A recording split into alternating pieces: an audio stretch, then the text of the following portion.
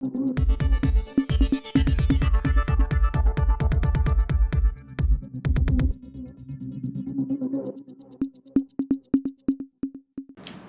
இது news focus Tamil. இன்றைக்கு நம்முடன் அரசியல் பேச பத்திரிகையாளர் சுபேர் அவர்கள் இணைந்திருக்கிறார். சார் வணக்கம். வணக்கம். நடிகர் விஜயனுடைய அந்த விக்கிரவாண்டி இந்த மாநாடு, முதல் மாநாடு, அந்த மாநாடு குறித்து இன்றைக்கு அவர் வந்து ஒரு அறிக்கை வெளியிட்டிருக்காரு. அந்த அறிக்கையில் பல விஷயத்த சொல்கிறாரு. அவர் என்ன சொல்கிறார் அப்படின்னா, தமிழ்நாட்டு மக்களுக்காக நம்ம உழைக்க வேண்டும், இன்னமும் முழுமை பெறாத அவர்களுக்கான அடிப்படை தேவைகளை நிரந்தரமாக பூர்த்தி செய்ய வேண்டும், அதை அரசியல் ரீதியாக சட்டப்பூர்வமாக உறுதி செய்ய வேண்டும். இது வந்து என் மனசில் வந்து நீண்ட காலமாக இருந்த ஒரு விஷயம். அதுக்காக தான் நம்ம அந்த அரசியலுக்கே வரோம் அப்படிங்கிறத சொல்லியிருக்கிறாரு. அதே மாதிரி இந்த மாநாடு எதற்காக அப்படின்னு சொல்லி அவர் சொல்லும்போது, இது ஒரு கொள்கை பிரகடன மாநாடு. இது இன்னும் சரியாக சொல்ல வேண்டுமானால் இது நம்முடைய கொள்கை திருவிழா, அதுவும் வெற்றி கொள்கை திருவிழா. சொல்லும்போது நம்மளோட உணவில் வந்து அப்படியே எழுச்சி வருது இல்லை அப்படின்ற மாதிரி சொல்கிறாரு. அவர் வந்து எப்படி இந்த அறிக்கை, அதாவது ஒரு தொண்டர்களை உற்சாகப்படுத்துற மாதிரி ஒரு அறிக்கை வெளியிட்டிருக்காரு. இந்த அறிக்கையை எப்படி பார்க்குறீங்க? அறிக்கை வந்து அது அந்த தொண்டர்களை நீங்கள் சொன்ன மாதிரி உற்சாகப்படுத்தணும், பலதரப்பட்ட ஊர்லேருந்து வர்றாங்க, அவங்க ஆர்கனைஸ் பண்ணணும் அப்படிங்கிறதா பண்ணுறாரு. அதில் இன்னும் நிறையா விஷயங்கள் சொல்லியிருக்காரு. இந்த வேகம் முக்கியம் இல்லை, விவேகம் தான் முக்கியம், மித வேகம் மிக நின்று லாரியில் பின்னாடி எழுதியிருப்பாங்களா, அந்த மாதிரிலாம் நிறையா சொல்லியிருக்கிறாரு. எங்களே வந்து மாநாடு எப்படி நடத்த போகிறாங்கன்னு எல்லோரும் கிண்டல் பண்ணுறாங்க. மாநாட்டுக்கு பிறகு தெரியும், கொள்கை இப்போ இதை பிரகடனப்படுத்த போகிறோம், இது வந்து கொள்கை திருவிழா அப்படின்னு நிறையா பேசியிருக்கிறாரு. பட் ஒரு கட்சி ஆரம்பிச்சிருக்கிறாரு. 6 மாதம் கழிச்சு தான் இப்போ ஒரு மாநாடு போகிறாரு. பட் வெயிட் பண்ணுவோம், அவர் என்ன பண்ண போகிறாரு, என்ன பேசுகிறாரு அப்படிங்கிறது. இவ்வளோ நாளாக எதுவும் ஒன்றும் பண்ணல, இப்போ புதுசாக ஆரம்பிச்சிருக்கிறாரு. சமீப காலமாக அந்த கட்சியுடைய பொதுச் செயலாளர் புஷி ஆனந்த் பேசின விஷயங்கள்லாம் பெருசாக ட்ரோல் ஆகிட்டு போயிட்டுருக்கு. அதனால் இப்போ இவர் நேரடியாக களத்தில் கூச்சிருக்காருன்னு தான் பார்க்குறேன். இனிமேல் இந்த சில விஷயங்களை இவரே ஹேண்டில் பண்ணுவார் அப்படிங்கிற மாதிரி தான் தெரியுது. அதனால தான் அந்த அவருடைய பேரில் உடனே இம்மீடியட்டாக ஒரு அறிக்கை வந்திருக்கு. ரெண்டாவது வந்து இப்போ நீங்கள் சொன்ன மாதிரி வந்து புஷி ஆனந்த் வந்து அவர் குறித்து பல சர்ச்சைகள் சொல்லப்பட்டுருக்கு. இந்த மாநாட்டில் கலந்துக்கிறதுக்காக வந்து எல்லாம் கிளம்பி வாங்க, வேலையை போனாலும் கவலை இல்லை, ஒரு நிறுவனத்தில் வேலை கிடைக்கிறது இன்றைக்கி வந்து வேலை இல்லாத இடத்தோட பிரச்சனை வந்து ரொம்ப மோசமான பிரச்சனை பார்க்குறோம். அதோட அந்த பாரதூரமான விலை வந்து பேசவே முடியாது, அவ்வளோவுக்கு மோசமான விஷயமா இருக்குது, இந்தியா ஃபுல்லாக இருக்குது. அது அந்த மாதிரி நேரத்தில் வந்து வேலையை போனாலும் பரவாயில்ல, கிளம்பி வாங்க அப்படின்னு ஒரு அழைப்பு கொடுக்குறது, அது என்ன மாதிரியான விஷயத்தை அவங்களுக்கு உண்டாக்கும்? ஏற்கனவே வந்து திரைப்படத்தில் பார்க்கக்கூடிய சில உணர்ச்சிகரமான கருத்துக்கள் வந்து உண்மைன்னு நம்பிட்டு தான் இன்றைக்கி பலரும் வந்து ஒன்று சேராங்க. அப்படி இருக்கும்போது இது போன்ற உணர்ச்சி கிளம்பக்கூடிய ஒரு கருத்துக்களை அவங்கள்ட்ட பேசி அவங்கள வேலையை விட்டு அந்த வேலை இழப்பு செய்ய வைக்கிற அளவுக்கு அவங்களை கொண்டு போகிறது அப்படிங்கிறது அது எப்படி சார்? அதாவது விஜயை பின்பற்றி வரக்கூடிய நபர்கள் யாரும் வந்து அரசியல்வாதி கிடையாது. அவங்களுக்கு அரசியல் புரிதல் பெருசாக கிடையாது. அம்பேத்கரும் பெரியாரையும் அண்ணாவையும் படிச்சுட்டுலாம் அவங்க விஜய் பின்னாடிலாம் வரல. தளபதி படத்தில் நடிச்சிருக்காரு, ஒரே பாட்டில் வந்து எல்லாத்தையும் மாற்றிடுவார், ஒரு ஓட்டில் வந்து அரசியல் தலைகளாக கவுத்திடுவார், ஒரு புரட்சி பண்ணிடுவார் அப்படின்ற ஒரு நம்பிக்கையில் ஸ்க்ரீனில் பார்த்துட்டு அந்த கூட்டம் தான் அப்படி பின்னாடி வர்றாங்க. அவங்களுக்கு பெருசாக அரசியல் புரிதெல்லாம் கிடையாது. அவர்களே அரசியல் படுத்தக்கூடிய இடத்துல விஜய் இருக்கார். விஜய்க்கு அந்த கடமை இருக்குது. இங்கே பெரியாருடைய சிலைக்கு மாலை போடுறோம், பெரியாருடைய பிறந்தநாளுக்கு மாலை போடுறோம் அப்படிங்கிறதான் விஷயம் கிடையாது. பெரியாருடைய கருத்துக்களை நீங்கள் அந்த வரக்கூடிய ஆட்களுக்கு சொல்லி வழி நடத்திட்டு போக வேண்டிய இடத்துல நீங்கள் இருக்கீங்க. அந்த இடத்துல இருக்கக்கூடிய நீங்கள் எந்த மாதிரியான வார்த்தைகளை பயன்படுத்துகிறீங்க அப்படிங்கிறது தான் ஆச்சரியமாக இருக்குது. உங்களுக்கு பின்னாடி ஒரு கூட்டம் வருது, அது புதுசாக ஃபஸ்ட் டைம் ஓட்டு போடக்கூடியவர்கள், ஒரு இளைஞர்கள் கூட்டம் வருது. அதை நீங்கள் வந்து கைட் பண்ணி சரியான பாதைக்கு அழைச்சிட்டு போக வேண்டிய இடத்துல இருக்கக்கூடிய நீங்கள் அங்கே நீங்களே மிஸ் பண்ணுறப்ப, அப்போ அதை அந்த பின்னாடி வரக்கூடிய கூட்டம் எப்படி அதை வந்து என்ன கண்ட்ரோல் பண்ண போகிறாங்க, என்ன நடக்க போகுது, இந்த மாநாட்டில் என்னென்ன கூத்து நடக்க போகுதுங்கிறதெல்லாம் இப்போ பெரிய ஒரு அதிசயமாக இருக்குது, ஒரு ஆச்சரியமான விஷயமா இருக்குது, பயங்கர கேள்விக்குறிகள் இருக்குது. அப்போ இவர்களுக்கே ஒன்றும் அரசியல் புரிதல் இல்லைங்கிறதான் தெரியுது. புஷி ஆனந்த் வந்து எம்எல்ஏ இருந்தார் அப்படிங்கிறதுக்காக வந்து அவர் தன்னோட அரசியல் ஆலோசகராக விஜய் வச்சிருக்காருங்கிறது புரிஞ்சிக்க முடியுது. ஆனால் அவர் பேசுகிறதே வந்து ஒரு சர்ச்சைக்குள்ளான விஷயமா மாறுது. ரெண்டாவது வந்து நிர்வாகிகள் மட்டத்தில் அவர் நடத்தின ஒரு கூட்டத்தில் ஒரு பெண்களுக்கு வந்து ஒரு பாதுகாப்பு கொடுக்கல, பெண்களுக்கான கருத்துக்கு முக்கியத்துவம் கொடுக்கல, பெண்ணை போட்டு அடைச்சி வச்சிட்டாங்க, ரூமில் அடைச்சி வச்சிட்டான்ற அளவில் வந்து ஒரு பெரிய சர்ச்சையெல்லாம் கிளம்பிச்சு. ரெண்டாவது வந்து ஒரு முக்கியமான ஒரு விஷயம் இப்போ நீங்கள் பார்த்துருப்பீங்க, மகாத்மா காந்தி பிறந்தநாள் வந்தாவே உடனே அரசியல் தலைவர் எல்லாரும் வந்து ஒரு குப்பையை க்ளீன் பண்ணுறது, எதுவுமே இருக்காது, அந்த ஒரு குப்பையை போட்டு க்ளீன் பண்ணி ஒரு படம் எடுத்து வெளியிடுறது அப்படின்ற ஒரு கலாச்சாரம் வந்து அதை வந்து இந்திய அரசியலை புதுசாக வந்து இனிஷியேட் பண்ணியிருக்காங்கன்னு நான் பார்க்குறேன்.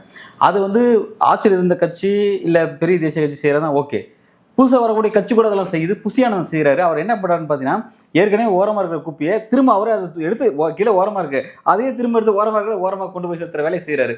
இதுக்கு இந்த விஷயம்லாம் வந்து இல்லை, இந்த கட்சியை அவரே முடிச்சு விட்டுருவார் போல.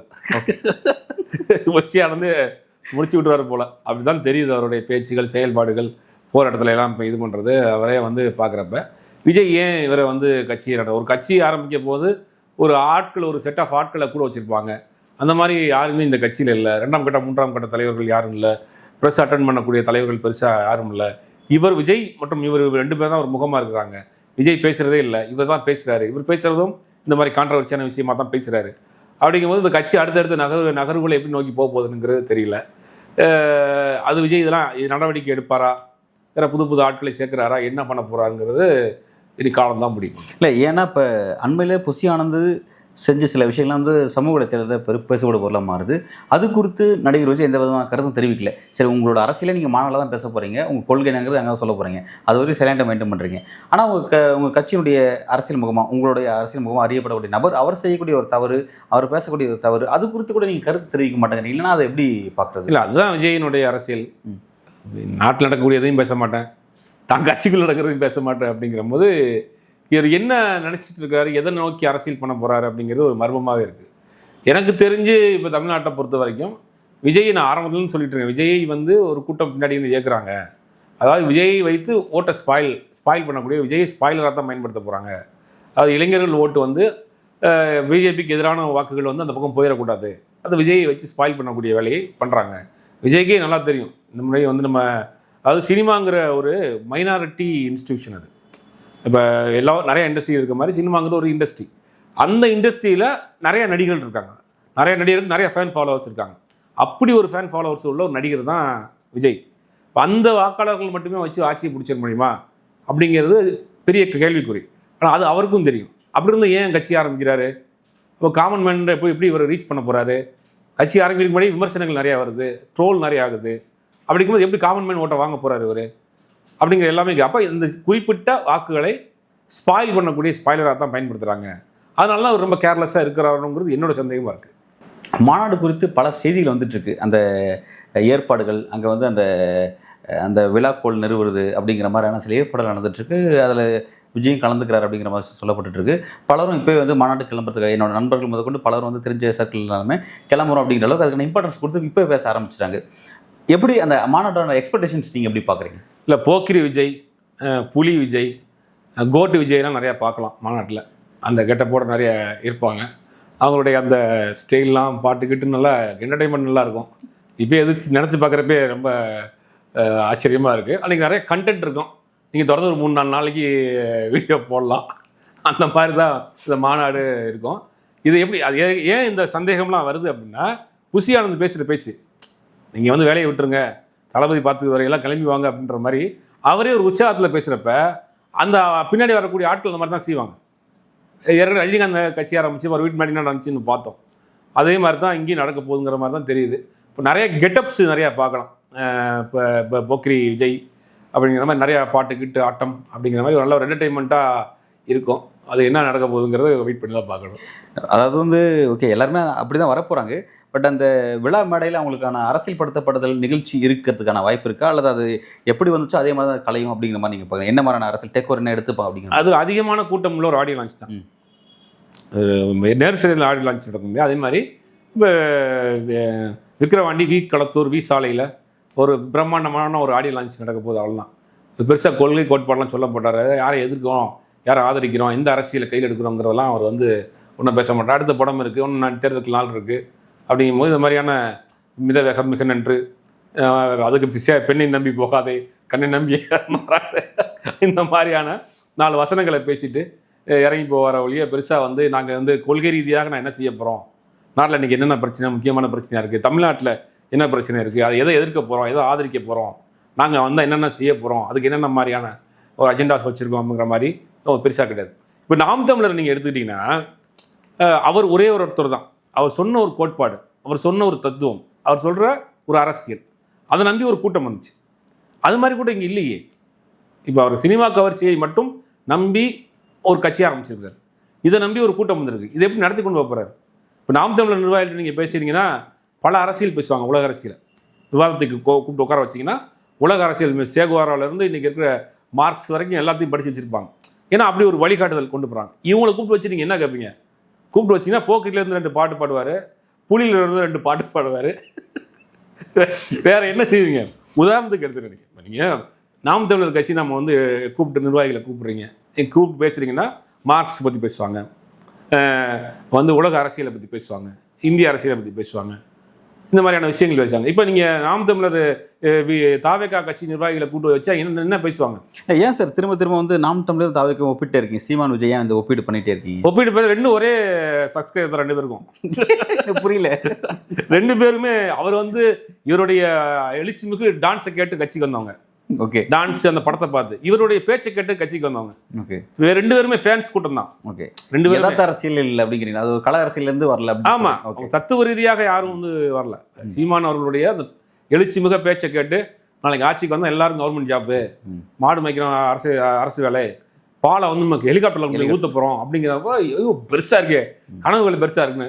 உண்மையிலேயே சொல்ல போனா நாம் தமிழ் லெட்டர் கொடுத்தா இப்போ பிரான்ஸ்ல வந்து இது குடியுரிமை கொடுத்துறாங்க. அவனுக்கு படிக்க வரலையா, காசு தரேன்னு தமிழ்நாடு பூரா சுற்றிப்பாரு, நீ டூரிஸ்ட் கைட் ஆயிரு போ. டூரிஸ்ட் கைட் ஆகிறவனுக்கு 4 லாங்குவேஜ் தெரிஞ்சால் தான் டூரிஸ்ட் கைட் ஆக முடியும். எப்படி அவன் டூரிஸ்ட் கைட் ஆகும்?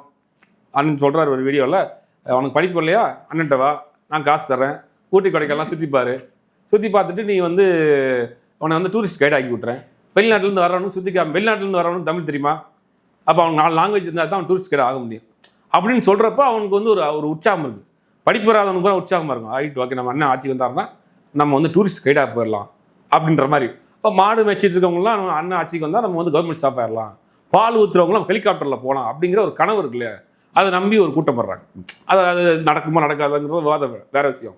ஆனால் அவர் சொல்கிற விஷயத்தில் ஒரு தத்துவம் இருக்குல்ல, நான் என் கையில் ஆட்சியை கொடுத்தீங்கன்னா அதெல்லாம் செஞ்சிருவேன் அப்படின்னு ஒரு கான்ஃபிடண்ட்டாக சொல்கிறாருல்ல, அது ஒரு தத்துவம், ஒரு நம்பிக்கை இருக்குது. அதை நோக்கி வர்றாங்க. இவரை நோக்கி எதுக்கு வர்றாங்க அப்படின்னா, ஒரே பாட்டில் வந்து சிஎம் ஆயிடலாம், ஒரு ஓட்டில் வந்து ஆட்சியை மாற்றிடலாம் அப்படின்னு இவருக்கு திரையில் அது மாதிரி செஞ்சு காட்டுறாரு. இப்போ இதை நோக்கி வர்றாங்க. அப்போ 2 பேர்த்துக்கும் ஒரே மாதிரியான ஆடியன்ஸ் தான். அதனால பாதிப்பு யாருன்னா 2 பேருக்குள்ள தான் பாதிப்பு வரப்போகுது. அதனால தான் வந்து அவர் என்ன சொல்கிறார், இங்கே வரன்றார். இங்கே தம்பி வந்து, அதாவது விஜய் கட்சி ஆரம்பித்து அவர் என்ன கொள்கை கோட்பாடு எந்த விஷயமா அவர் சொல்லவே இல்லை, இது வரைக்கும் சொல்லலை.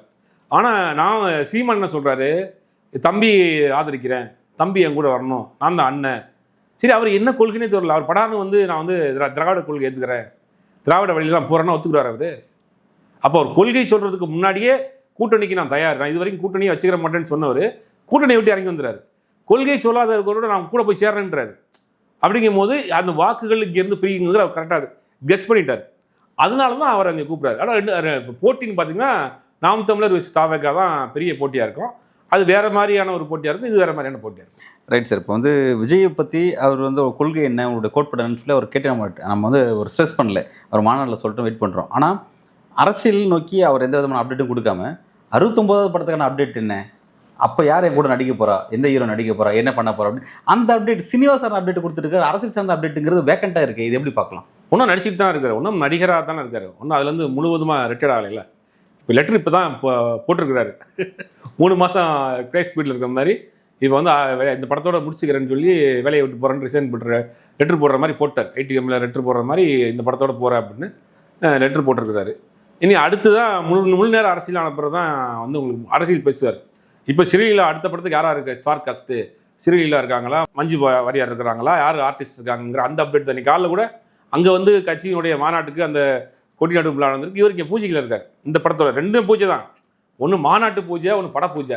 இவர் பட பூஜையில் இருக்கிறாரு, புஷியானந்தும் மாநாட்டு பூஜையில் இருக்கிறாரு. இதுதான் வித்தியாசம். ஒன்றும் அவர் முழு நேர அரசியல்வாதி ஆகலை, பார்ட் டைம் அரசியல்வாதி தான் இருக்கிறாரு. இந்த படத்தெல்லாம் முடிச்சுட்டு முழுவதுமாக அரசியலுக்கு வந்த பிறகு தான் நீங்கள் அரசியல் அப்டேட் எதிர்பார்க்கணும். இப்போ நீங்கள் எதிர்பார்த்தீங்கன்னா ஏமாந்து தான் போகும். இல்லை சார், விஜயோட அரசியல் வந்து என்ன விதமான இம்பாக்டை உருவாக்க போகுது, மாநாடு என்ன விதமான தாக்கத்தை ஏற்படுத்த போகுது அப்படிங்கிறத பொறுத்து வந்து பார்ப்போம் சார். நன்றி.